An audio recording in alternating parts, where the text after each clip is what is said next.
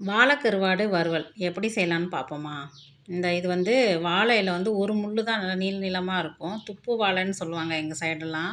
இது வந்து மீன் வந்து வாங்கி வச்சாலும் நல்லா டேஸ்ட்டா இருக்குன்னு சொல்லுவாங்க. ஆனா நான் மீன் வாங்கினதில்ல. கருவாடு 2, 3 டைம் வச்சிருக்கேன். நல்லா இருந்துச்சு. அதனால இப்போவும் ட்ரை பண்ணலான்னு வாங்கிட்டு வந்திருக்கேன். எப்போதும் போல நம்ம பெரிய வெங்காயம், பச்சை மிளகா, தக்காளி கட் பண்ணி வச்சுக்கிட்டு, வெங்காயம் கொஞ்சம் பெருசாவே கட் பண்ணிக்கலாம். எண்ணெய ஊத்தி கொஞ்சம் கடுகு போட்டு, இந்த வெங்காயம், தக்காளி எல்லாமே ஒண்ணா சேர்த்துறணும்.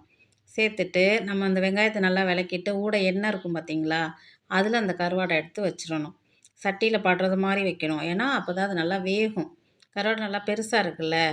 அதுக்கப்புறம் என்ன பண்ணணும்னா, அந்த வெங்காயம், தக்காளிலாம் அந்த கருவாட்டு மேல போட்டு ஒரு 5 நிமிஷம் சிம்ல வச்சிருந்துட்டு, லைட்டா மஞ்சத்தூள், மிளகாத்தூள் போட்டு ரொம்ப கிளறிக்கிட்டே இருந்தோம்னா, உங்களுக்கு கருவாடு உடைஞ்சு போயிரும். அதனால லைட்டா பெரட்டி விட்டீங்கன்னா, அது மாரி மொறு மொறுன்னு எண்ணெய் மேல பிரிஞ்சு சூப்பரான கருவாடு ரெடி ஆயிரும். ட்ரை பண்ணிட்டு எப்படி இருக்குன்னு சொல்லுங்க.